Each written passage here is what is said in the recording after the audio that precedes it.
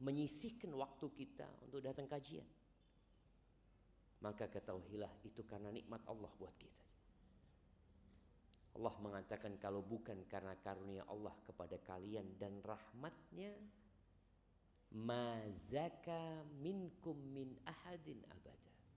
Tidak ada satu pun di antara kalian jadi orang bersih. Jadi orang taat nggak ada. Walakin Allah yuzakki man yasha. Tapi Allah itu mensucikan siapa yang Allah kehendaki. Maka bersyukur kepada Allah atas nikmat hidayah yang diberikan. Tadi disampaikan kita malam Jumat, malam yang spesial.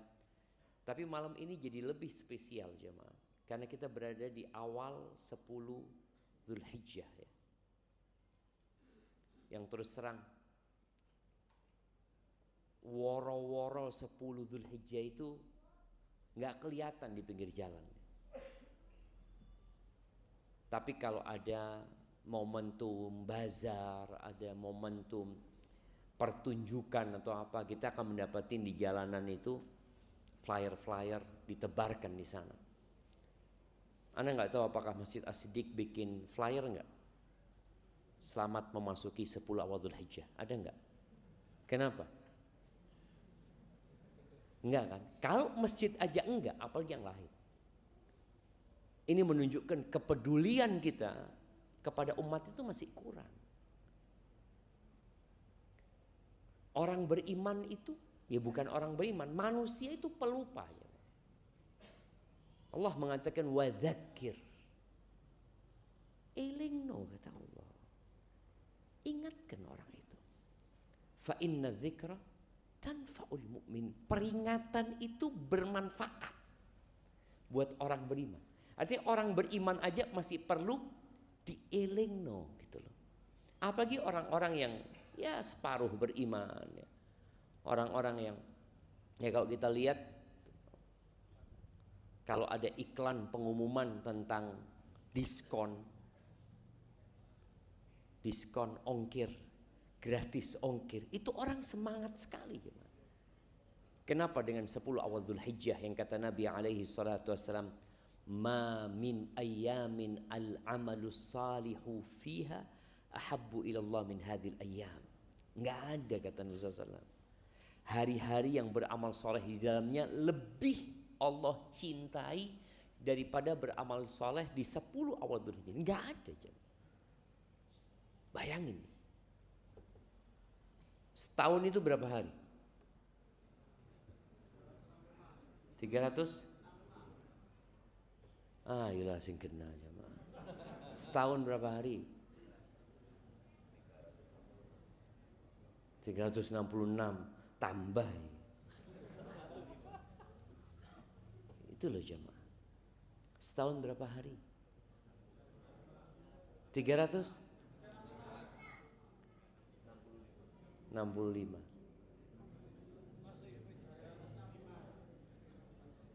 364. Jemaah, kita ini umat Islam jemaah. Tadi ketika kita mengatakan 365 selesai sudah. Berarti kita bicara tentang kalendernya sama orang lain. Kita bicara awal Dzulhijjah ini kaitannya dengan hari-hari umat Islam. Nggak ada hubungannya sama orang lain gitu. Makanya ketika ditanya setahun berapa hari, kalau antum mengatakan 365, ya antum berarti nggak peduli sama kalender umat Islam. Berapa hari? 354. Iya. 354, 55. Sekitar itulah jemaah. Dari 354 hari, yang paling mulia itu 10 ini. Cuma kita lihat tidak ada woro-woro. Masjid As-Siddiq pun tidak rame-rame, tidak iscarno. Apa kok sepi-sepi Masjid As-Siddiq? Orang sudah ngerti semua. Di mana orang ngerti semua? Iklan yang paling banyak di jalan itu iklannya apa? Rokok. Padahal wong wis ngerokok, masih tetap disuruh ngerokok, mati kok apa? Si ngerokok, wis kan. Antum bisa bayangin, terus Terus iklan itu tidak berhenti. Kenapa ketika kita bicara fadilah 10 awal Dzulhijjah kita kemudian biasa-biasa saja? Maka wajar ketika banyak orang nggak ngerti. Wajar ketika orang yang ngerti pun lalai. Maka kalau bisa masih ada kesempatan untuk dipasang banner. Piro sih kayak banner itu. Kayak nongko masih semua ya. Nah, 75 dadi jemaah. Enggak ada jemaah. Walal jihadu fi sabilillah. Bayangkan jihad yang merupakan dirwatu sanamil Islam, sebuah perjuangan yang paling puncaknya, di mana orang mengorbankan jiwa, raga dan hartanya, itu tidak bisa mendandingi beramal soleh di 10 awal Dzulhijjah. Tak bisa. Illa rajulun kharaja bimalihi wa nafsihi wa lam yarji' min dzalika bi syai'. Kecuali seorang mujahid yang keluar dengan jiwa, raga dan hartanya, nggak ada yang pulang, mati dia. Berarti kalau mujahid pulang cacat, tetap beramal di 10 awal Dzulhijjah lebih utama. Mujahid pulang dengan kondisi matanya sudah hilang satu, 10 awal Dzulhijjah lebih utama. Tapi kita biasa-biasa aja. Maka semoga Allah memberikan taufik dan hidayahnya agar kita bisa menyemarakkan 10 awal Dzulhijjah ini. Mulai tahun ini usahakan, jangan cuma Ramadan. Orang berpikir selamat beribadah Ramadan. Kalau 10 awal Dzulhijjah, apa yang ada? Belilah kurban. Iklan itu dolan. Bukan iklan untuk beramal soleh, tapi iklannya jualan. Allahumma salli wa sallim ala abdika wa rasulika Sayyidina wa maulana Muhammadin wa ala alihi wa ashabihi ajma'in. Amma ba'd. Jamaah rahimakumullah. Setan itu tidak pernah tidur siang. Siapa yang hari ini gak tidur siang? Nabi SAW mengatakan qilu, kalian tidur sianglah. Kenapa? Fa inna syaitana la yaqil. Syaitan itu gak pernah tidur siang. Maka subhanallah, kalau ini pedoman atau petunjuk dari Nabi SAW sejak 1446 tahun yang lalu, jemaah.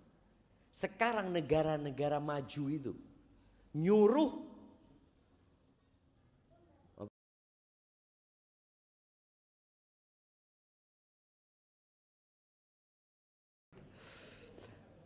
negara-negara maju itu menyuruh pekerjanya, murid-murid sekolahnya tidur siang. Diwajibkan tidur siang.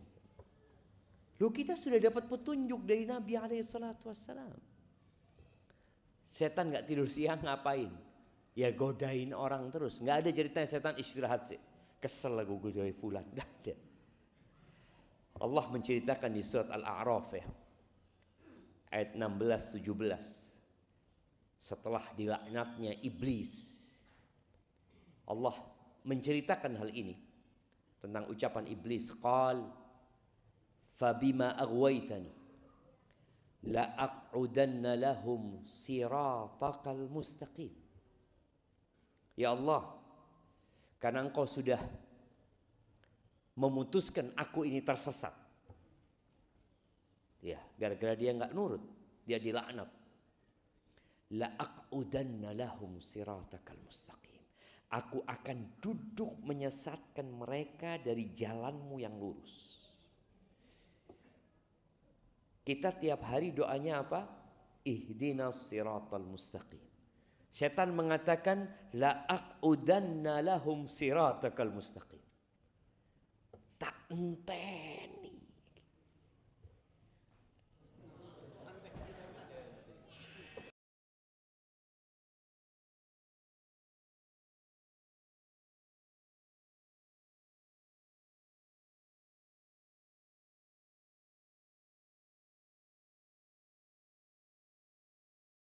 Setan ini duduk, bagaimana kita Ketika masuk siratal mustaqim itu belok kanan, belok kiri, masuk lagi dikoncoi lagi sama setan. Bagaimana keluar lagi? Maka kita lihat banyak di antara kita keluar masuk siratal mustaqim. Kita minta tetap ihdinas siratal mustaqim. Yang umurnya sekarang 60 tahun. Kalau dia sholat sejak umur 7 tahun. Berarti dia doa ihdinas siratal mustaqim selama 53 tahun jamaah. Tidak berhenti. Ini menunjukkan beratnya perjalanan kita menuju kepada Allah Azza wa Jalla. Yang tanpa bantuannya selesai. Di antara doa yang diajarkan Nabi sallallahu alaihi wasallam, ya hayyu ya qayyum bi rahmatika astaghith.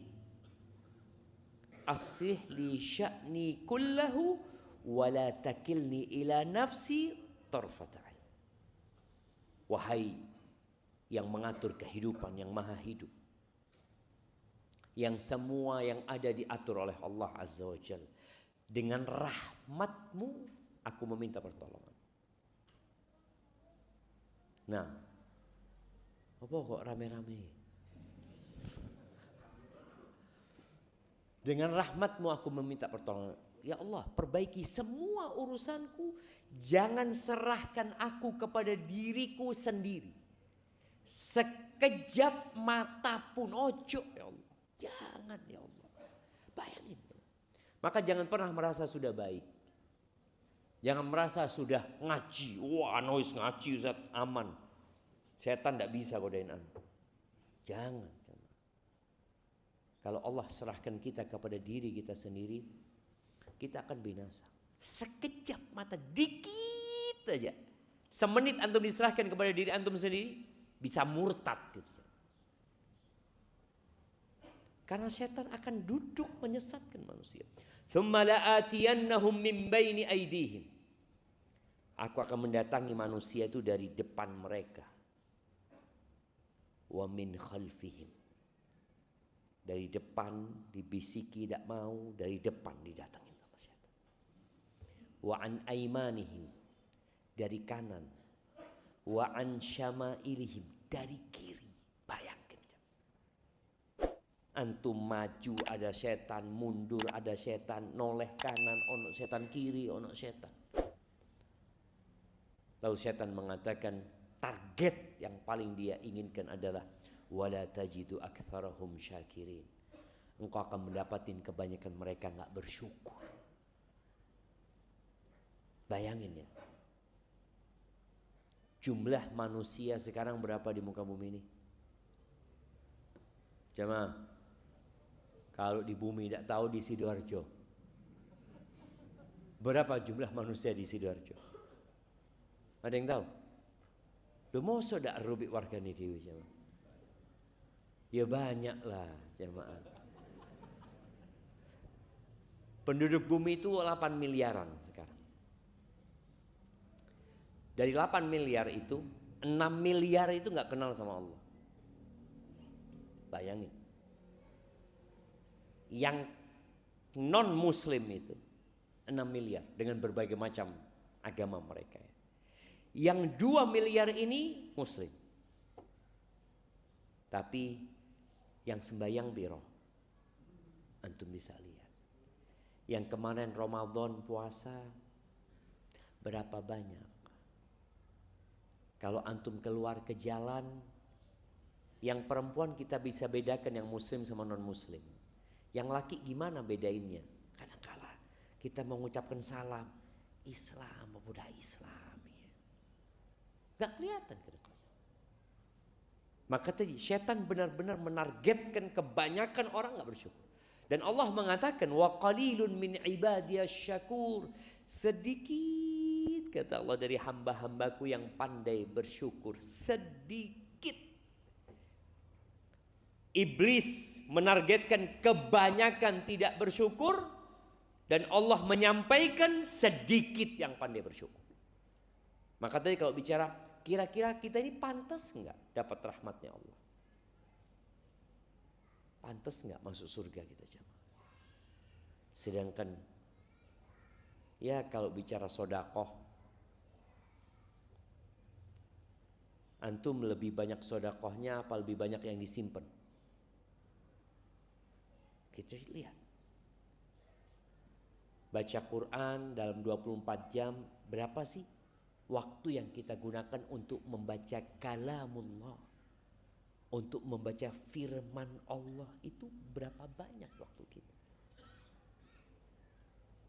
Bandingkan dengan ketika kita kerja mencari dunia. Orang kalau sudah cari dunia semangat. Ahibati fillah. Tuh, setannya kayak gitu. Kitanya kayak gini. Kayak gini gimana? Allah menyebutkan di surat Yusuf ayat 53 ya. Ini cerita bagaimana Nabi Yusuf digodain sama Imra'atul Aziz yang katanya namanya Zulaiha. Nabi Yusuf digodain. Falamma hammat bihi wa hamma biha.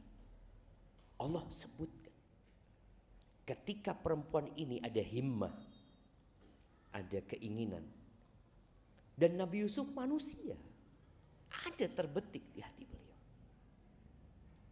Tapi karena Allah menyelamatkan Nabi Yusuf, lari Nabi Yusuf. Lari. Antum kalau dapat kondisi seperti itu gimana? Lari kemana? Wallahi sahih. Manusia. Makanya ketika selesai cerita Nabi Yusuf sampai di penjara, bayangin ya. Cara Nabi Yusuf menyelamatkan dirinya adalah dengan di penjara. Kalau tetap hidup bebas, menurutin keinginan perempuan-perempuan itu, beliau bisa saja memilih itu. Tapi ketika pilihannya dua, antara dia mengikuti nafsunya, syahwatnya, bayangkan ya, beliau dipaksa untuk memuaskan perempuan itu. Sebagai seorang laki-laki ya ada keinginan itu. Maka Nabi Yusuf mengatakan, Rabbi sijnu ahabbu ilayya mimma yad'unani ilayh. Wahai Tuhanku, penjara lebih aku cintai daripada ajakan mereka. Setelah keluar dari penjara, Nabi Yusuf nggak mau langsung keluar. Karena nama Nabi Yusuf sudah jelek. Orang-orang mengatakan, oh ini buktinya benar Nabi Yusuf ini berbuat jahat. Kenapa? Itu di penjara. Kan orang selalu berpikir, karena dia di penjara berarti dia melakukan kesalahan itu. Maka Nabi Yusuf nggak mau keluar. Tanyakan dulu kepada perempuan-perempuan itu, kata dia. Kenapa aku sampai di penjara? Baru mereka akhirnya cerita. Kita nggak tahu kecuali kebaikan dari dia. Disinilah Imra'atul Aziz mengatakan, wa ma ubarri'u nafsi, kata dia. Aku nggak mau menyucikan diriku, aku yang salah, kata dia. Dia lalu mengatakan, innan nafsa la ammaratum bisu. Sesungguhnya jiwa itu sering menyuruh kepada keburukan. Maka kita kalau mengikuti hawa nafsu ini bahasa Arab. Hawa itu keinginan, nafsu itu jiwa. Kalau kita mengikuti keinginan jiwa, selesai. Jiwanya ingin seperti itu, setannya terus membisikkan keburukan. Illa ma rahima rabbi, kecuali yang dirahmati oleh Tuhanku. Artinya orang selamat dari kemaksiatan itu karena rahmat Allah Subhanahu wa ta'ala. Jadi kalau antum kepengin tahu posisi antum itu di sisi Allah itu di mana, maka lihatlah di mana Allah meletakkan antum. Kalau ingin tahu posisi kita di sisi Allah, maka lihatlah di mana Allah memposisikan antum. Apakah antum sering membaca kitab Allah? Itu juga rahmat Allah gitu. Apakah antum berbakti sama orang tua? Apakah antum memutuskan silaturahim? Apakah antum orang yang ngutang tidak bayar-bayar? Lo ada jamaah. Orang baik tapi kata siapa baik dia? Kata dia. Tapi utang tidak bayar-bayar. Padahal kata Nabi SAW, ahsanukum qadaan. Orang yang terbaik di antara kalian adalah yang paling baik kalau nyaur utang. Kalau ngurusin utang. Jadi kalau mau tahu orang baik itu gimana dia bayar utangnya. Kalau masih ditagih, berarti kurang baik. Kalau sebelum ditagih kabur, ya tambah tidak baik gitu jemaah. Tapi ketika orang itu melunasin tepat waktu, bahkan melunasinya dengan lebih baik. Utang 1 juta bayar 1.100.000. Boleh enggak? Boleh enggak? Kenapa kok boleh? Nabi kayak gitu.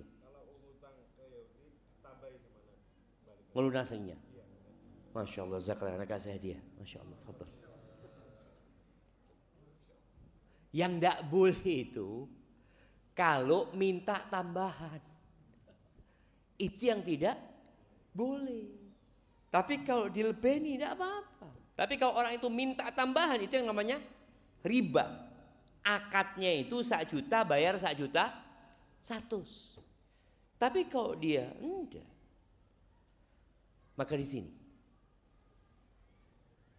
di mana Allah memposisikan antum di rahmat Allah buat kita. Maka ketika antum, ya Allah, alhamdulillah Anda bisa sholat malam, ya Allah, makasih ya Allah. Alhamdulillah ya Allah. Allah bangunkan antum. Tapi kalau ternyata antum sholat malam enggak, subuh telat, walaupun kadang-kala jadi imam sing telat kafe. Ada kan jamaah. Jadi kita telat, oh ya Allah, kok kayak gini hamba ya. Antum lihat wasi antum, kok seperti ini ya. Kenapa orang lain bisa, kenapa aku nggak bisa ya Allah? Kenapa orang itu bisa shaf pertama Jumatan? Jumatan shaf pertama itu mahal jamaah. Kalau sholat 5 waktu shaf pertama biasa. Bahkan ada yang hidupnya selalu shaf pertama 5 waktu. Karena memang di musolanya cuma 1 shaf jamaah. Loh ada loh jemaah, dia selalu shaf pertama terus. Karena nggak ada shaf kedua, cuma shaf pertama. Tapi Jumatan antum besok, antum lihat, antum bisa nggak besok shaf pertama? Atau coba antum tanyakan, selama 20 tahun anak hidup, berapa kali anak di shaf pertama? Orang tahu diri jemaah. Bagaimana para sahabat Nabi ya, ketika mereka masuk masjid, tahu-tahu sudah ada 5 orang. Aduh, telat anak sudah. Tapi tidak apa-apa, masih orang ke-6 kata dia. Ada perasaan itu di diri kita? Tidak ada. Yang ada, kok telat khotibnya ini, nggak datang. Jadi yang disalahno khotibnya, karena dia datang duluan, khotibnya belum datang. Maka tadi lihat, kalau antum kepingin tahu rahmat Allah kepada antum, di mana antum diposisikan sama Allah Subhanahu wa taala. Inna Rabbi ghafur rahim. Allah itu maha pengampun dan maha pengasih. Ahibati fillah, bicara dosa, siapa yang tidak berbuat dosa? Anda kasih hadiah yang hari ini gak berbuat dosa, angkat tangan jemaah. 6 jemaah. Sebagian kayaknya Anda gak punya dosa. Apa ya dosa? Wallahi jemaah, kita ada di muka bumi ini karena dosa. Nabi Adam diturunkan dari surga karena dosa. Iblis dilaknat karena dosa. Tapi ada yang menarik. Kenapa iblis tidak diampuni dan Nabi Adam diampuni? Siapa yang mau jawab? Nah, karena iblis sombong. Nah, kalau Nabi Adam Tidak sombong Nabi Adam. Tidak apa-apa lah, kasih hadiahnya. Ya, hampir betul jemaah. Nah, betul tadi jawabannya. Tapi ada tambahannya, siapa yang mau nambahin?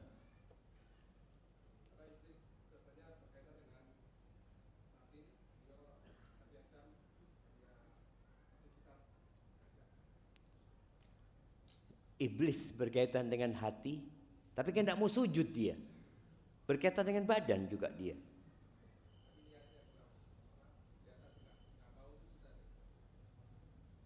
Iya, karena sombongnya tidak mau sujud dia. Sahih. Tidak apa-apa, kasih hadiah juga. Si ono hadiah nih ya, Nah,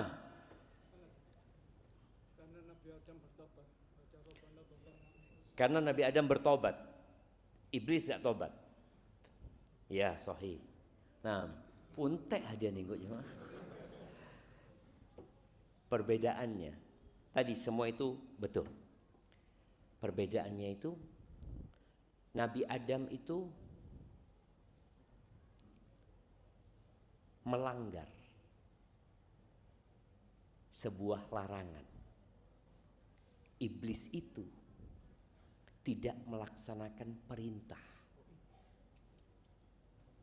Makanya dosa tidak melaksanakan perintah itu lebih besar. Orang yang tidak sholat dengan orang yang berzina lebih besar orang yang tidak sholat.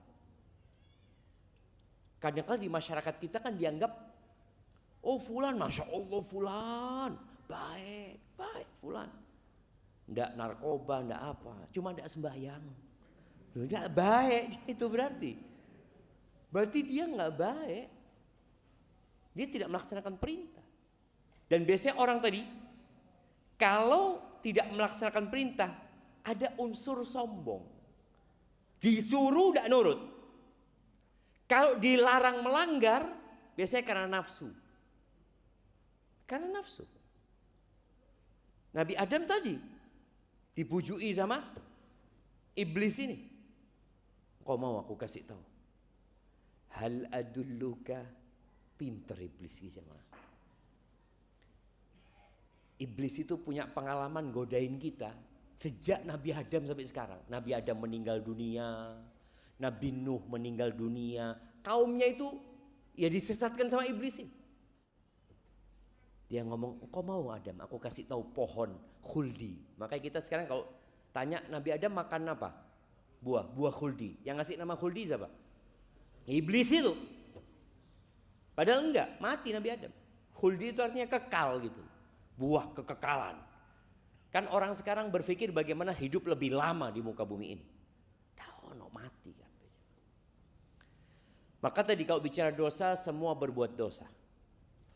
Bahkan subhanallah ya, anak kalau baca hadis ini, anak ngelihat anak banget gitu. Ini hadis berkaitan sama anak. Nggak tahu sama antum. Anak akan bacakan hadis ini. Hadis ini diriwayatkan Imam Tabrani dari Abdullah bin Abbas radhiyallahu anhuma bahwa Nabi alaihi salatu wasallam bersabda, "Ma min 'abdin mu'min." Tidak ada satupun hamba yang beriman illa walahu dzambun, melainkan dia punya dosa. Ada yang tidak punya dosa di sini? Setelah hadis ini yakin semua punya dosa. Tidak ada satupun orang beriman melainkan dia punya dosa. Dosanya dua macam, dua model dosanya. Kata Nabi SAW, ya'taduhul faina ba'dal faina. Ada dosa yang dikerjakan nanti tobat, kerjakan tobat, kerjakan tobat. Ada jamaah? Koyo iyo. Memang betul. Ini yang paling ringan. Al-faina ba'dal faina. Dia kerjakan nanti berhenti, kerjakan nanti berhenti. Model yang kedua, au dzambun huwa muqimun alaihi la yufariq. Atau dosa yang dia tidak meninggalkan, mukim dia di dosa itu. Terus dilakoni. Sampai kapan? Kata Nabi SAW, hatta yufariqad dunya. Sampai meninggal dunia. Cuma ada dua loh modelnya. Tidak ada satupun orang beriman. Ini nggak bicara orang kafir ya. Ini bicara orang beriman. Innal mu'min khuliqa mufattanan. Mukmin itu memang diciptakan untuk diuji. Kita diciptakan untuk diuji. Jadi kalau kita bicara iman, maka iman itu jalan bersama fitnah. Allah Azza wa Jalla mengatakan, ahasiban nasu ayyaqulu amanna wahum la yuftanun. Apakah orang-orang mengira dengan mereka mengatakan kami beriman lalu mereka tidak difitnah? Loh, nggak benar pemikiran ini. Walaqad fatanna alladzina min qablihim. Kata kami telah menfitnah orang-orang sebelum mereka. Fala ya'lamannallahu alladzina sadaqu wa la ya'lamannal kadzibin. Sehingga nampak mana yang benar dan mana yang pura-pura beriman. Makanya Nabi alaihissalatu wasallam mengatakan innal mu'min khuliqa mufattanan. Orang beriman itu diciptakan untuk difitnah, diuji. Makanya pernah ada yang tanya kepada Imam Syafi'i, mana yang lebih utama? Seorang itu dikasih bala, dikasih fitnah, atau seorang itu dikasih kedudukan? Mana yang lebih utama coba? Siapa yang mau jawab? Anda kasih hadiah. Hah? Kenapa? Kok bala?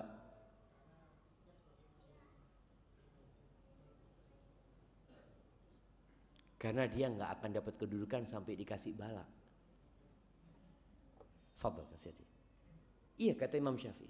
Nggak bakal dia dikasih kedudukan sama Allah sampai dikasih bala. Nabi Yusuf alaihissalam gimana bisa ada di posisi situ?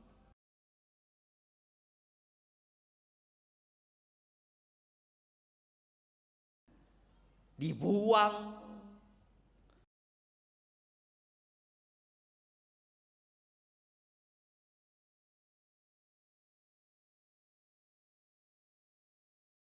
Orang tuh nggak bakal dapat kedudukan kecuali dikasih bala. Maka tadi orang beriman tuh antum tuh diciptakan, bukan antum ya kita semua difitnah. Tapi subhanallah ada sifat lain yang Nabi sebutkan alaihi salatu wassalam.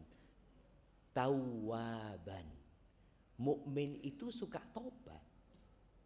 Suka tobat. Antum merasakan ketika antum habis berbuat dosa, ya Allah, enggak ya Allah. Sepuro nih ya Allah, hamba minta maaf ya Allah. Enggak ya Allah. Seperti itu. Tapi tahu-tahu nanti ngelakoni kayak sebagian yang terjebak di judol, judi online. Kalau kalah taubat enggak? Ya Allah, kalah hamba ya Allah. Iya, orang mukmin itu suka tobat. Tapi kata Nabi SAW, nasian, cuma sering lali. Suka lupa kita. Idza dzukira dzakar. Tapi kelebihan orang beriman itu li dielingno eling. Maka kenapa kita nggak boleh berhenti mengingatkan saudara-saudara kita? Antum nanti nih pulang dari kajian ini, elingno. Ya, antum bisa tulis di grup keluarga. Sampaikan ini kesimpulan dari kajian Ustadz. Pas mungkin tidak ada yang baca. Tapi yang jelas dibaca malaikat dan ditulis dalam catatan antum. Kita menjalankan tugas kita.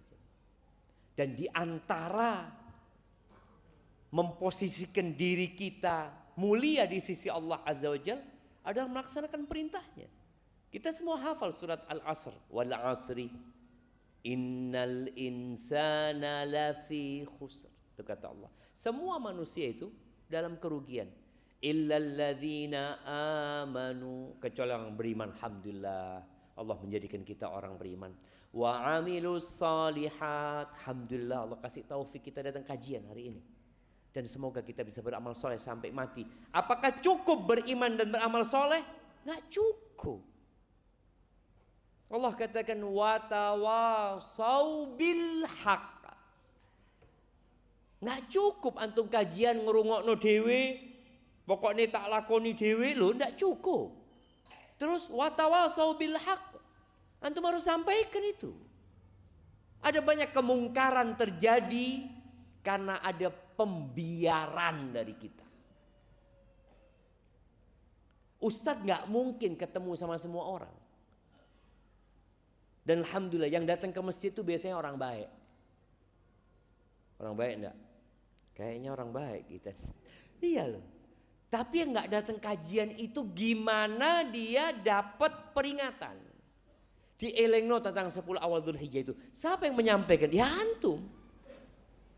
Antum pulang, besok ketemu teman kerja, duduk bareng dia. Masa antum diem toh? Apa? Lungguh kene sih. Mambengi aku kajian. Waduh, Ustaz guys. Mereka akan menganggap antum sok alim itu. Tidak apa-apa. Dengarkan sebentar lah. Sebentar, rungokno. 1 menit. Sudah tinggal. Wallah jemaah kita nggak tahu, mungkin dia dapat hidayah nanti. Anak ingat dengan seorang non muslim dikasih Quran sama teman ini, dia memang kerjanya percetakan Al-Quran. Ini dia punya teman non muslim kasih Quran nih, fadl. Ya dia bawa pulang, namanya dikasih, masa ditolak jemaah. Dan nggak dibaca karena dia non muslim. Makanya ketika dia lagi suntuk ya, sumpah, punya masalah, dia duduk, dia ngeliat, tahu-tahu muncul tuh Quran dalam pandangan dia, kitabnya orang Islam. Dia buka. Ketika dia buka, biasa orang ketika mau buka buku itu dicari pengarangnya siapa. Dilihat, kok dah ono pengarangnya buku ini. Iya, kemudian dia baca terjemahannya, dia baca Al-Fatihah. Kemudian ketika baca terjemahan, dzalikal kitabu la raiba fi hudal lil muttaqin. Ini kitab tidak ada keraguan di dalamnya, petunjuk buat orang-orang bertakwa, kata dia. Sombong banget kitab ini, kata dia. Biasanya orang kalau nyusun buku itu selalu minta maaf ya, ini buku ya mungkin ada kesalahan ini, tahu-tahu tidak ada keraguan di dalamnya. Dia baca masuk Islam. Tadi kita nggak tahu. Ada teman kita yang mungkin kita kasih tahu, dia nggak dengar langsung. Sampai ada cerita kawan di Batam, hafizahullah taala, yang dia cerita, anak itu dia seorang polisi, tapi dia cerita anak polisi nakal dulu. Sampai istri anak kepingin anak bener. Nah, tadi emak-emak kadang-kadang lihat suaminya nggak datang kajian. Boleh jadi yang bapaknya datang kajian, istrinya nggak datang kajian, atau sebaliknya seperti itu. Sampai istri anak itu kirim video lewat temennya supaya lewat teman anak, supaya teman anak kirim ke anak. Anak nggak pernah buka, karena tahu istri anak mau ngasih nasihat anak. Udah nggak didengerin. Sampai anak kena kasus, masuk penjara, ditahan anak. Ketika ditahan itu anak baca yang dikirimkan itu videonya Ustaz. Anak dengarkan nangis, tahu anak zalim sama istri anak, kata dia. Tadi boleh jadi yang kita kirimkan nggak langsung efeknya hari itu gitu. Antum boleh jadi kirim video nggak diwoco, biarkan. Karena memang kadangkala hidayah itu butuh waktu. Tapi paling tidak kita menjalankan tugas kita. Wes tak sampai. Ahibati billah. Maka jangan berhenti bertaubat. Kalau tadi kita disebutkan kita memang pelaku dosa, ya jangan berhenti taubat. Karena kadangkala iblis ini sama bala tentaranya ngomong sama kita, ngasih nasihat sama kita dia. Sudahlah, antum daripada tobat sekarang besok ngulangin lagi, nanti dijama aja tobatnya. Engkau benar juga iblis ini, kata dia. Kapan engkau lo umur 70? Iya ya. Kan yang penting penutupnya. Iblis mengatakan innamal a'mal bil khawatim. Kau masa lupa? Sabda Nabi Muhammad SAW. Amalan itu tergantung penutupnya. Tidak apa-apa engkau berbuat dosa sekarang, yang penting penutupnya husnul khotimah. Kena ya berarti. Makanya ada orang, kenapa masih ada manusia yang nunda tobat? Karena memang selalu dibisikin oleh iblis ini, orang itu tergantung penutupnya. Lebih baik jadi mantan preman daripada mantan ustadz. Oh betul ya, ana mau jadi mantan preman aja seperti itu. Dia lupa bahwa kematian itu datang tiba-tiba. Makanya orang ketika lupa dengan mati, dia akan menunda-nunda tobat. Subhanallah ya. Rasul sallallahu alaihi wasallam menyebutkan dalam sebuah hadis qudsi berkaitan dengan seorang hamba yang terus berbuat dosa. Adznaba abdun. Ada seorang hamba, kata Nabi SAW, yang berbuat dosa. Lalu setelah dia berbuat dosa, dia mengatakan kepada Allah, Ya Rabbi, inni asabtu dzamban faghfirli. Ya Allah, aku berbuat dosa, ya Allah, ampuni aku ya Allah, kata dia. Allah mengatakan, Adznaba abdi dzamban fa'arafa anna lahu rabban ya'khudhu bidzambi wa yaghfir. Hambaku berbuat dosa, kata Allah. Dan dia tahu dia punya Tuhan yang mengampuni dosa dan memberikan hukuman atas perbuatan dosa. Maka dia takut, dia mohon ampun. Terus hamba ini lagi berbuat dosa lagi. Ngomong lagi, ya Allah, aku berbuat dosa lagi, ya Allah, ampuni aku ya Allah, kata dia. Kata Allah SWT, Adznaba abdi dzamban, hambaku berbuat dosa. Dan dia tahu dia punya Tuhan yang mengampuni dosa dan memberikan hukuman atas perbuatan dosa. Berbuat dosa lagi nih hamba. Allah mengatakan, hambaku berbuat dosa lagi. Dan dia meminta ampun. Karena dia tahu dia punya Tuhan yang mengampuni dosa dan menghukum atas perbuatan dosa. Falyaf'al abdi masya. Terserah hambaku mau berbuat apa saja. Yang penting tobat. Gitu. Oh, jadi bebas berbuat dosa. Ya tidak bebas.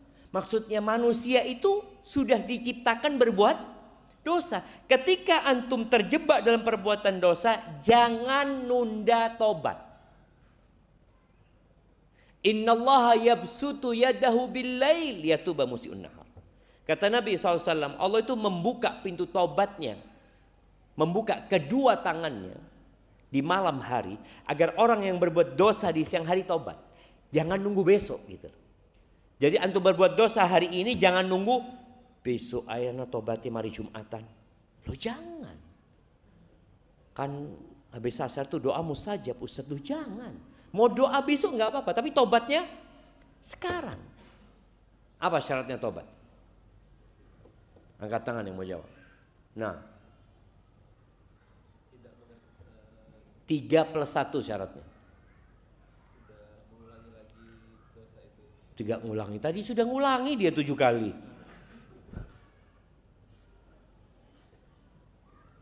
Lupa antum. Nah, yang pertama menyesali. Yang kedua, lu ngulangi ping itu mau wes. Nggak bisa tobat ngulangi ping itu.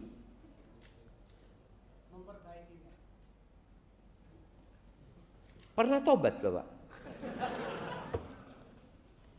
Iya, kita ulangi lagi. Yang pertama menyesali. Yang kedua, setelah menyesali apa? Menyesali perbuatannya. Oke. Yang kedua, memperbanyak amal soleh gitu. Iya. Yang ketiga,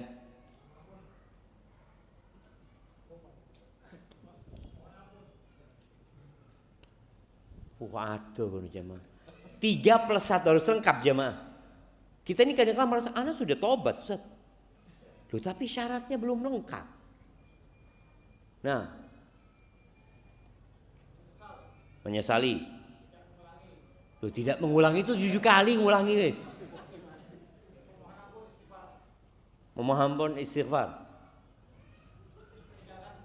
Meninggalkan, oke. Menyesali, meninggalkan. Bukan tidak ngulangi. Tapi niat untuk tidak ngulangi. Lek ngulangi mau itu. Orang itu ngulangin. Insyaallah. Nah, kasihkan ke beliau. Yang ini kasih separuhnya tadi ya.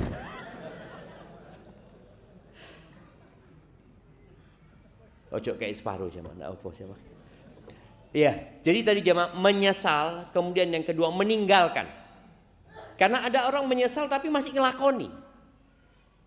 Kayak orang kadang-kala dia tahu riba itu dosa gitu. Kemudian dia menyesal. Tapi dia pancet ngeriba. Berarti belum lengkap tobatnya dia. Dia harus meninggalkan. Yang ketiga, bertekad untuk tidak ngulangi. Bukan tidak ngulangi.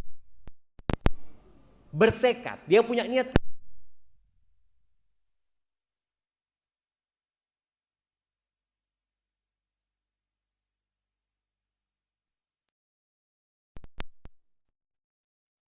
Manusia harus minta maaf, dikembalikan barangnya, baru tobat kita akan diterima. Kayaknya waktunya azan, jemaah kita dengarkan azan dulu.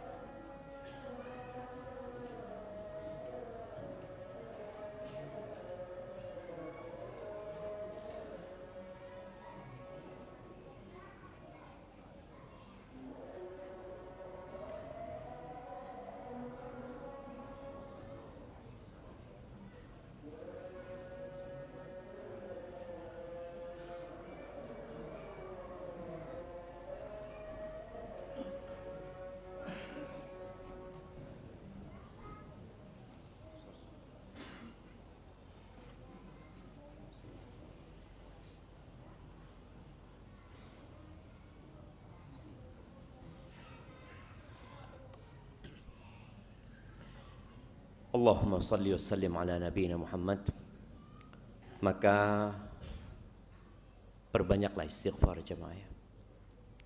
Nabi alaihissalatu wassalam mengatakan kepada para sahabatnya, ayuhan nas, tubu ilallah wastaghfiruh. Wahai umat manusia, kalian bertobatlah kepada Allah dan mohonlah ampun kepada Allah SWT. Fa inni atubu ilallahi wa astaghfiruh fil yaumi akthar min 70 marrah. Aku tuh dalam sehari bertobat. Nabi dalam sehari bertobat, beristighfar lebih 70 kali. Kadangkala sahabat itu radhiyallahu anhu menghitung, sekali duduk Nabi mengatakan Rabbighfirli wa tub alayya innaka antat tawwabur rahim. Beliau baca itu 100 kali. Sekali duduk. Alaihi salatu wassalam. Bagaimana dengan kita? Coba antum lihat, hari ini antum istighfar berapa kali? Itu Nabi alaihi salatu wassalam. Apalagi orang yang dikasih banyak harta atau banyak nikmat, itu harus lebih banyak lagi istighfar. Karena menjadi hamba yang bersyukur itu berat. Ketika turun firman Allah, idza jaa nasrullahi wal fath wa ra'aitan nas yadkhuluna fi dinillahi afwaja. Apabila datang pertolongan Allah dan kemenangan, dan engkau melihat orang-orang berbondong-bondong masuk ke dalam agama Allah ini, apa yang harus kau lakukan? Fasabbih bihamdi rabbika wastaghfir. Bertasbihlah dengan memuji Allah Tuhan dan istighfar. Bayangkan Nabi disuruh istighfar setelah perjuangan 13 tahun di kota Mekah, 10 tahun di kota Madinah, atau 8 tahun ya setelah penaklukan kota Mekah, turun ayat ini menyuruh Nabi untuk bertasbih, memuji Allah dan beristighfar.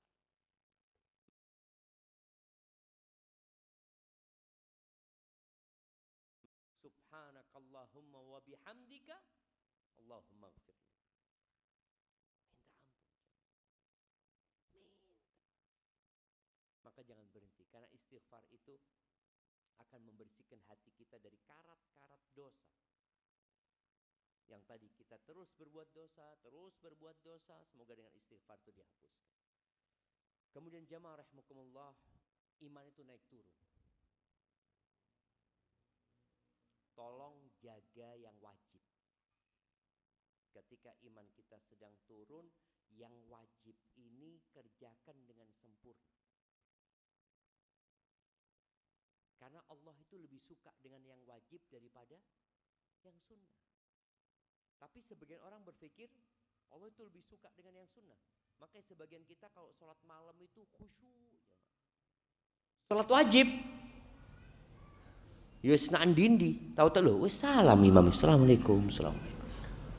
Iya. Maka tolong yang wajib ini benar-benar dipersiapkan. Contohnya tadi sholat yang 5 waktu. Bagaimana antum sholat dengan ruh, bukan hanya jasadnya yang bergerak, yang tidak tahu imam di rakaat pertama baca apa, rakaat kedua baca apa, nggak tahu. Tapi yang jelas imamnya baca surat Al-Fatihah. Kadang-kadang kita lalai. Dalam sebuah hadis qudsi yang diriwayatkan oleh Imam Bukhari, Nabi SAW bersabda, Innallaha qal, sesungguhnya Allah berfirman. Ini hadis qudsi ya. Allah mengatakan, man ada li waliyan faqad adzantuhu bil harb. Barang siapa yang memusuhi waliku, maka aku mengumumkan perang sama dia. Makanya orang yang mengganggu waliullah itu hidupnya berantakan. Allah mengumumkan perang. Siapa waliullah? Alladzina amanu wa kanu yattaqun. Waliullah itu orang yang beriman dan bertakwa, melaksanakan perintah dan menjauhi larangan. Lalu Allah jelaskan, wa ma taqarraba ilayya 'abdi bi syai'in ahabba ilayya mimma aftaradtuhu alaih. Tidaklah hambaku mendekatkan dirinya kepadaku dengan amalan yang lebih aku cintai daripada yang aku wajibkan. Makanya penting belajar perintah-perintah Allah. Mana yang wajib, mana yang sunnah, kita jadi tahu. Kenapa kok perlu belajar? Bukan untuk meremehkan sunnah, bukan. Tapi untuk memprioritaskan yang wajib. Karena tadi jangan sampai orang sholat malam, subuh telat. Lu ya apa sih? Ya gimana Ustaz? Anak semalam sholat malam Ustaz. Subuhnya jam 7 ya. Ya apa? Maka tadi jangan sampai antum fokus dengan yang sunnah untuk memperbaiki, tapi yang wajib akhirnya berantakan. Maka kalau ingin mendekatkan diri kepada Allah, laksanakan yang wajib. Kalau imannya lagi turun, yang wajib jaga. Walaupun umpamanya nggak bisa seperti biasanya. Nggak seperti biasanya, umpamanya dia buat emak-emak nih yang sholat di rumah ya, biasanya dia sholat zuhur baca sabbihisma rabbikal a'la, tahu-tahu karena imannya sedang turun, ya sudah baca idza jaa nasrullah. Tapi yang jadi masalah, setahun baca idza jaa nasrullah, imannya tidak naik-naik jemaah. Nah, perlu kita mengevaluasi diri. Kenapa?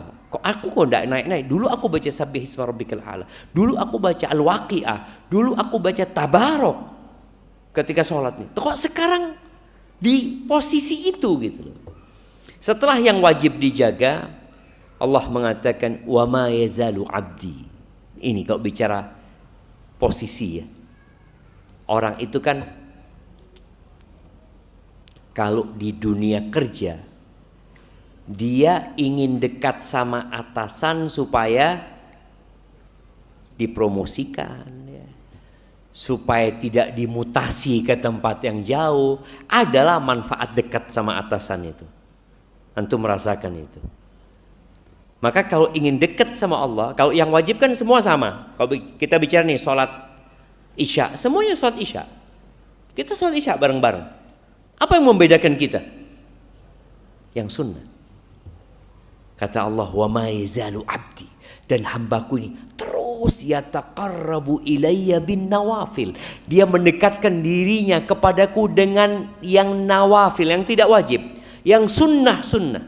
Hatta uhibbahu, sampai aku cinta sama hamba. Jadi kalau antum mau dicintai Allah, laksanakan yang sunnah. Dan masyarakat awam, ya kita dulu juga mungkin seperti itu.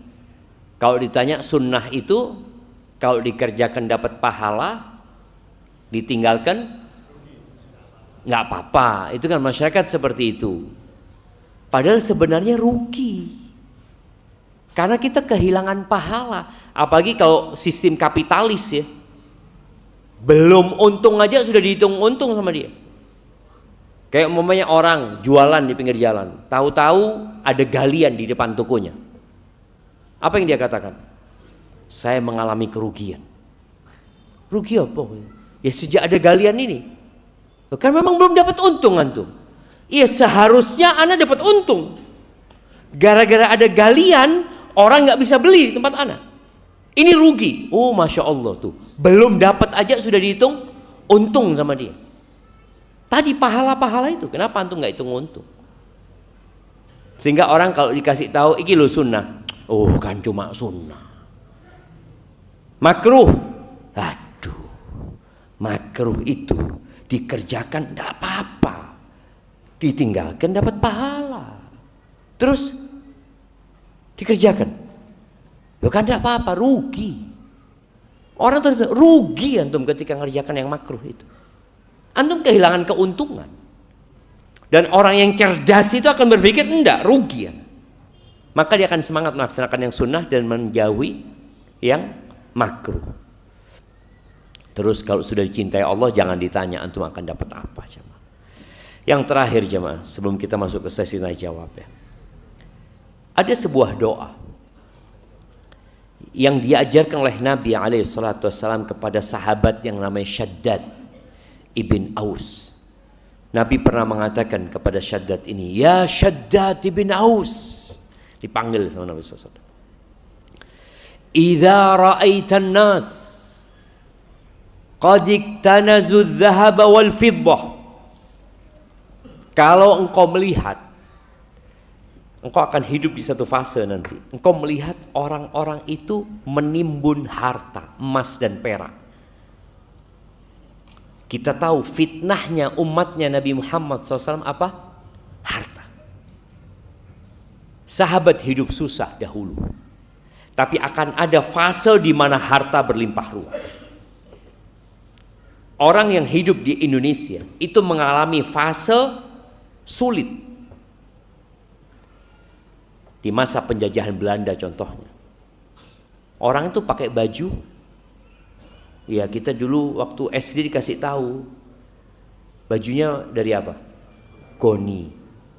Iya, dari goni mereka. Makannya gaplek. Terus apa yang hitam? Gatot dipangan jemaah. Bapak ngamuk anak dipangan.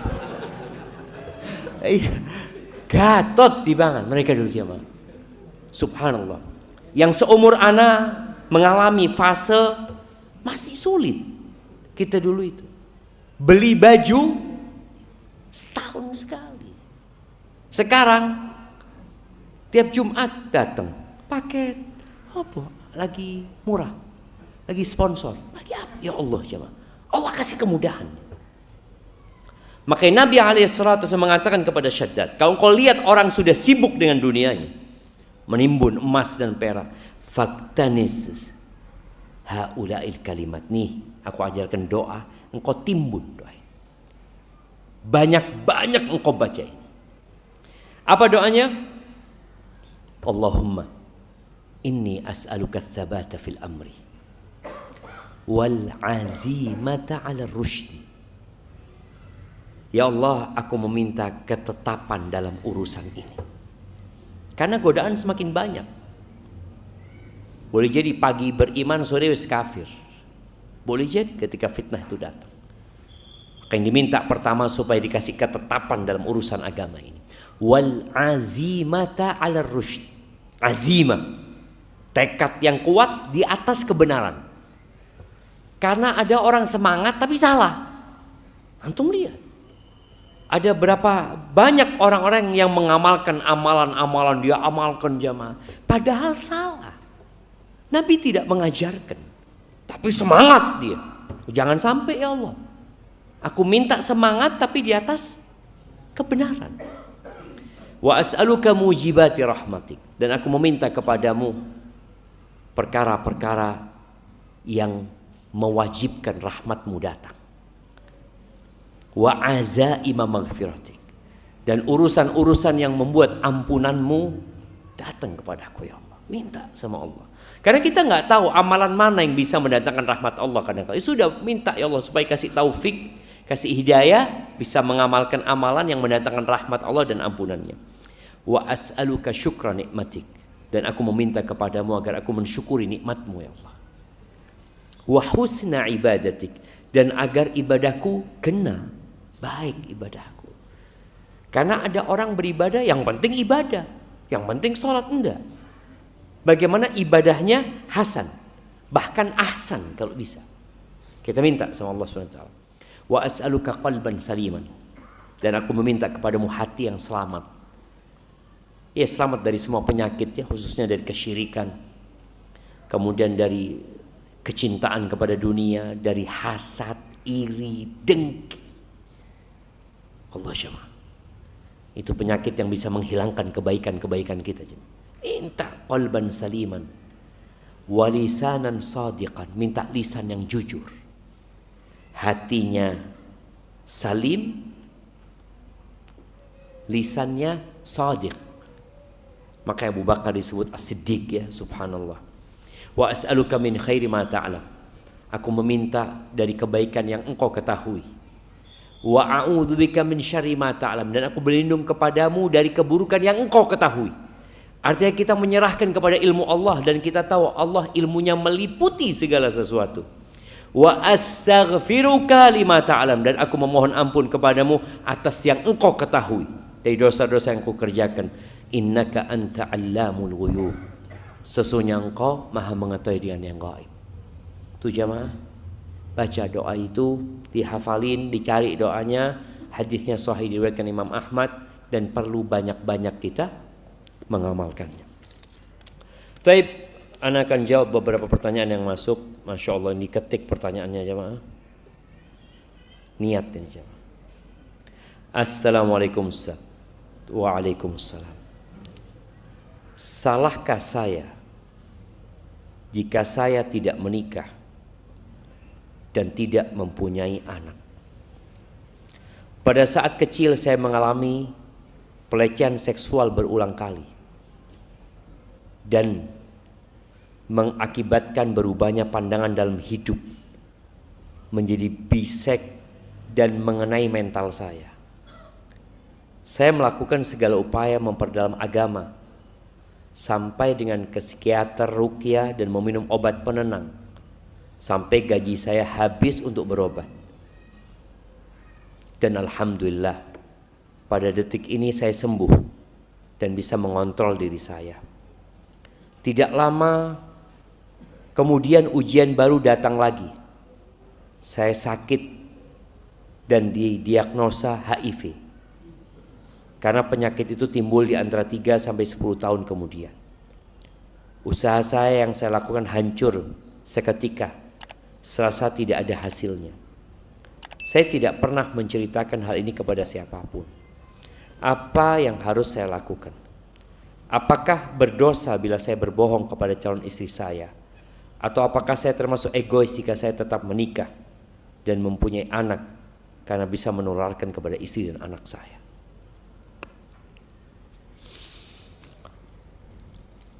Jamaah rahimakumullah ya. Kalau bicara bala, hidup ini adalah ujian. Ketahuilah ketika Allah memberikan bala kepada seseorang, itu tanda cinta Allah kepada hambanya. Idza ahabballahu 'abdan ibtala. Kalau Allah cinta kepada hambanya, Allah kasih bala dia. Dan boleh jadi bala yang antum alami ketika antum kecil, yang kemudian menyebabkan antum jadi nggak benar. Lalu setelah itu antum berobat, dan ketika antum berobat, iman antum membaik, Allah kasih bala lagi. Karena memang antum mampu menghadapi bala itu sekarang.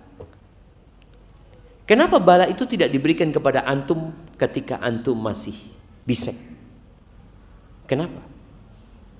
Karena memang Allah tahu antum sekarang mampunya dapat bala itu. Dan dengan bala itu seharusnya antum berbaik sangka sama Allah SWT.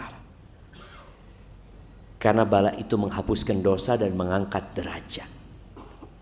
Bala itu menghapuskan dosa dan mengangkat derajat. Antum tahu dengan dosa-dosa antum.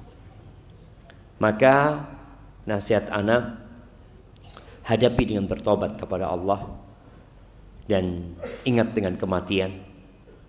Karena kematian itu membuat kita jadi lebih nyaman menghadapi hidup ini.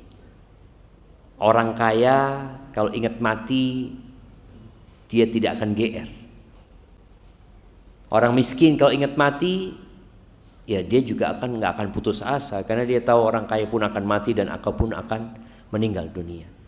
Kalau bicara menikah jangan, kecuali antum menjelaskan, antum berobat, antum jelaskan kepada pasangannya berkaitan dengan penyakit yang memang berkaitan dengan urusan ranjang nanti. yang nanti akan membahayakan calon antum dan anak-anak. Maka sampaikan. Boleh jadi antum akan mendapatkan istri yang sama seperti antum, nggak ada masalah. Dan jangan pernah berpikir tidak ada kesembuhan. Allah Azza wa Jalla kalau mau kasih kesembuhan, Allah tinggal mengatakan kun fayakun, selesai. Itu mungkin nasihat ana, dan antum perbanyak istighfar dan berbuat baik. Semoga dengan antum berbaik sangka sama Allah, memperbanyak istighfar, Allah angkat penyakit antum. Dan kalau bicara apakah berdosa ketika orang tidak menikah dan tidak mempunyai anak, tergantung masalahnya. Kenapa dia tidak menikah? Kalau seorang tidak menikah karena memandang pernikahan itu sesuatu yang tidak baik, maka dosa dia. Karena nikah itu sunnah Nabi SAW. Tapi kalau dia tidak menikah dikarenakan memang ada masalah yang membuat dia tidak bisa menikah, nggak ada masalah buat dia. Dan boleh jadi Allah menyediakan sesuatu yang lebih indah buat dirinya. Barakallahu fikum. Baik jemaah, sebelum ana lanjutkan pertanyaan, antum sudah kenal nggak dengan yang di kanan kiri antum? Sudah. Nah, yang baju putih ini kenal sama yang di kanan antum? Enggak. Kenapa? Tidak perlu kenal, penting. Ayo kenalan di sini jemaah. Antum kenalan dengan yang kanan sama saudara antum. Karena biar dia datang ke pengajian ini ketemu dulure jemaah. Nah, tanya namanya siapa, dari mana, bukan cuma salaman meneng-menengan.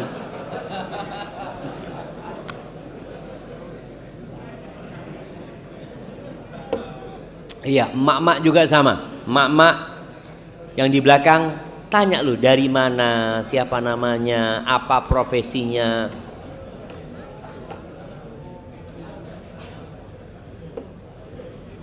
Sudah. Seharusnya sebelum ustadz datang antum kenalan. Sambil nunggu ustadznya datang. Sahih lu jamaah, biasakan itu ya. Biasakan itu. Kenapa? Kita ini udah ngaji, artinya udah belajar. Di antara amalan yang akan menumbuhkan cinta di antara sesama adalah menebarkan salam. Dan di antara amalan yang akan menggugurkan dosa-dosa kita adalah bersalaman. Apakah antum salaman barusan itu bid'ah? Tidak, bid'ah, sunnah. Ketika berjumpa, berjabatan tangan, itu loh sunnahnya seperti itu. Sambil tanya dari mana. Jadi paling tidak ketika pengajian pulang itu nambah dulur. Karena ada orang-orang loh yang datang pengajian merasa sendiri dia. Dia datang, dilihat yang kanan, ndak nyopo sing kanan, koe mlebu surga disikan iki.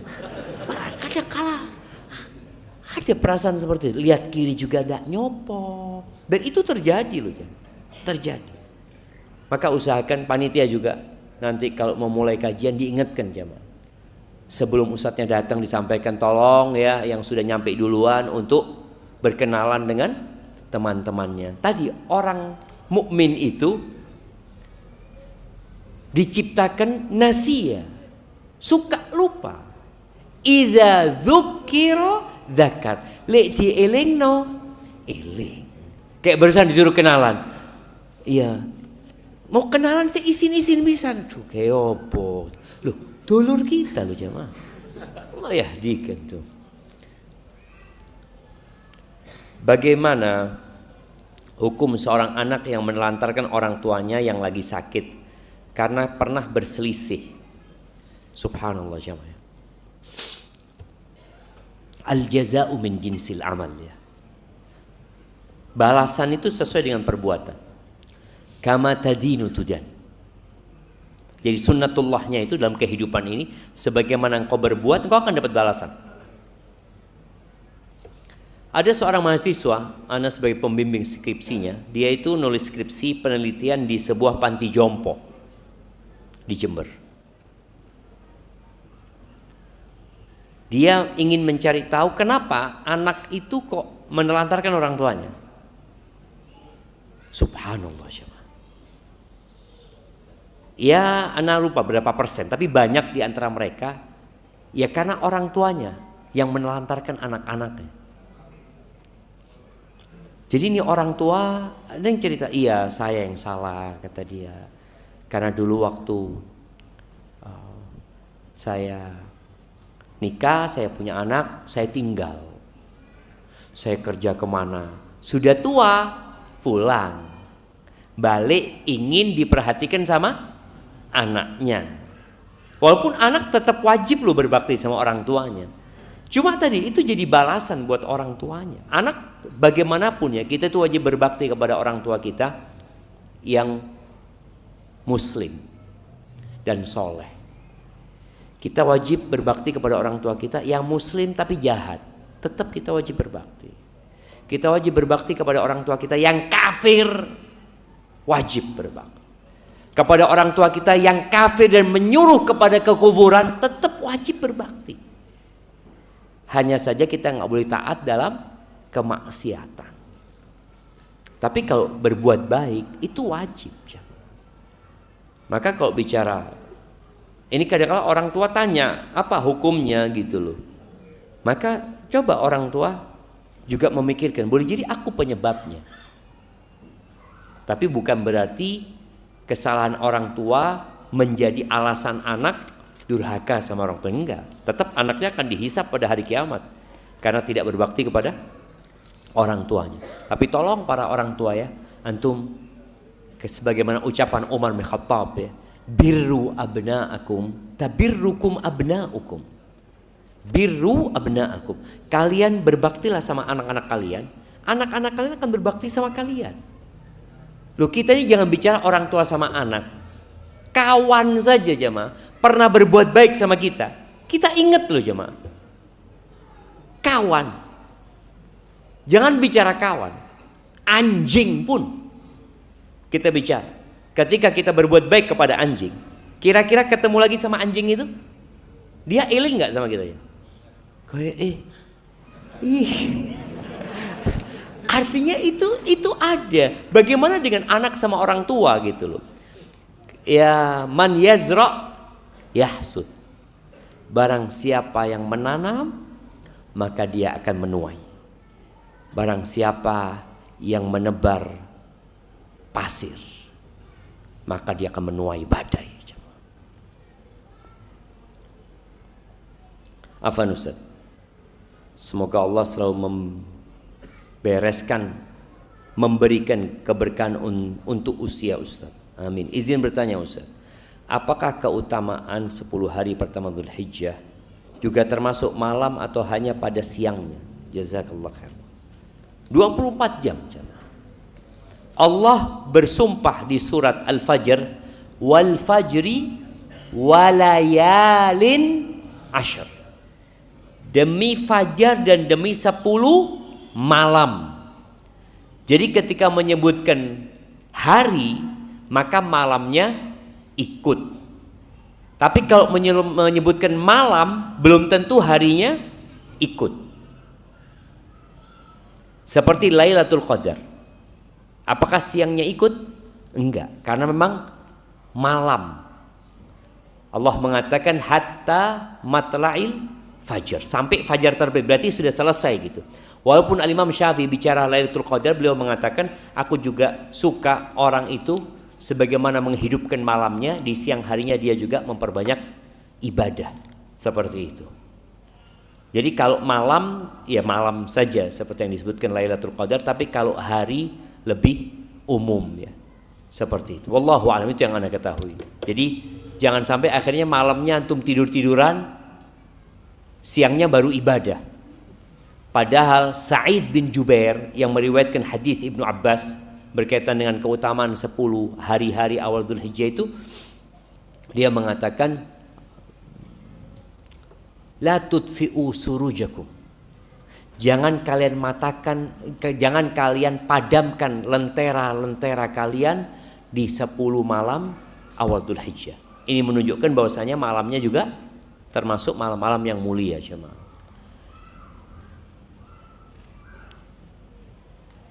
Assalamualaikum Ustaz. Waalaikumsalam. Izin bertanya, akhir-akhir ini banyak yang buat story WA dengan kata-kata seperti ini: Allah mengumpulkan laki-laki seminggu sekali buat diceramai, pasti ada alasannya. Mohon pendapat antum Ustaz. Jazakallah khair.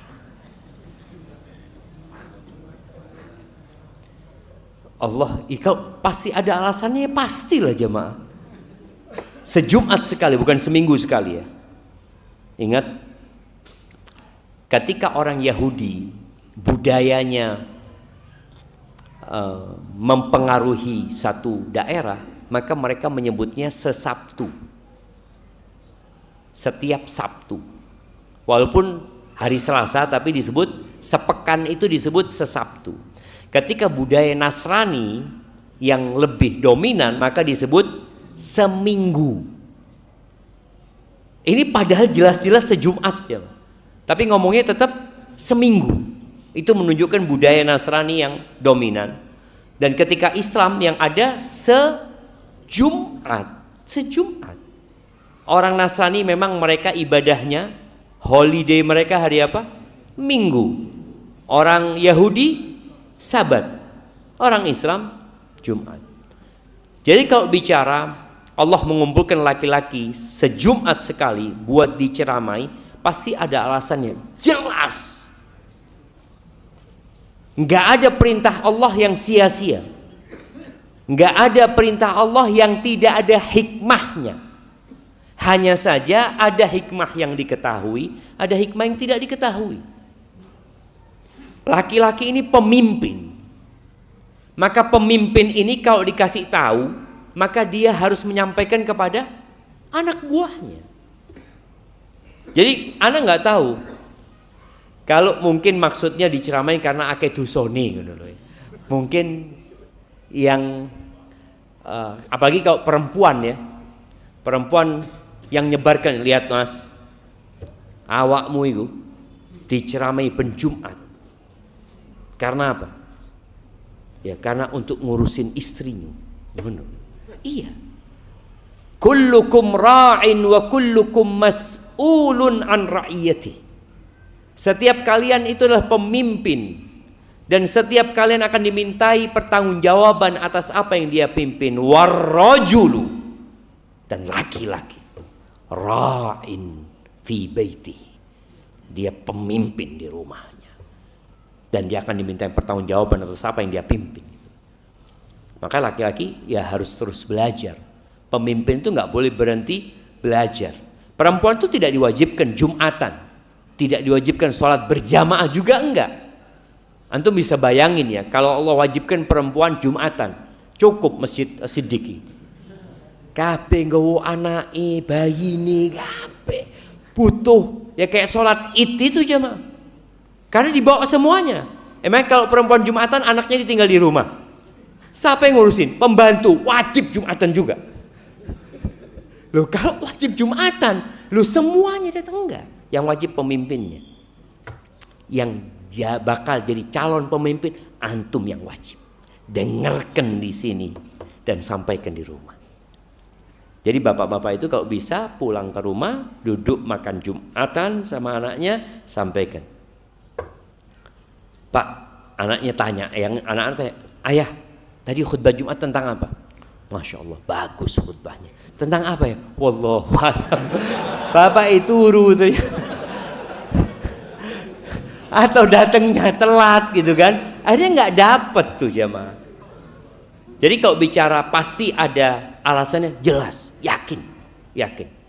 Karena memang laki-laki adalah pemimpin, ar-rijalu qawwamuna 'alan nisa. Antum yang punya tugas untuk meluruskan para wanita-wanita, maka antum harus dengarkan ceramah, dan ceramahnya wajib didengarkan, wajib. Jadi bukan hanya wajib hadir jemaah, karena ada orang hadir tapi ngobrol, nggak dapat pahala dia. Maka hendaklah dia hadir mendengarkan, dan setelah itu tadi yang kita bahas, watawasau bil haq, dan setelah antum menyampaikan watawasau bis sabr, kudu sabar. Kalau antum sudah mulai menyampaikan, antum akan dibully sama orang-orang, akan dicap sok ustadz, sok kiai. Dan istri itu sulit mendengarkan dari suami. Sampai ada satu kawan, dia kalau mau ngasih nasihat istrinya, dia telepon ana. Ini ana sudah sampaikan tapi istri ana nggak percaya karena dia katakan antum bukan ustaz. Akhirnya kalau ustaz yang jelaskan, oh iya sudah makasih. Memang ada kayak gitu. Harus pinter-pinter jemaah. Istri itu juga harus pinter. Ngelihat suaminya nggak mau kasih nasihat, cari orang lain. Cari orang lain supaya suaminya mau dapat nasihat. Tapi tadi istri nggak mau dengar nasihat dari suaminya, ya sudah suaminya mungkin cari orang lain yang bisa ngasih nasihat. Karena tujuannya bagaimana nasihat itu sampai. Dan kalau kita sudah menyampaikan, tugas kita sudah selesai. Hadza wallahu a'lam, itu yang dapat Anda sampaikan, kurang lebihnya mohon maaf. Subhanakallahumma wa bihamdika asyhadu an la ilaha illa anta astaghfiruka wa atubu ilaik. Assalamualaikum warahmatullahi wabarakatuh.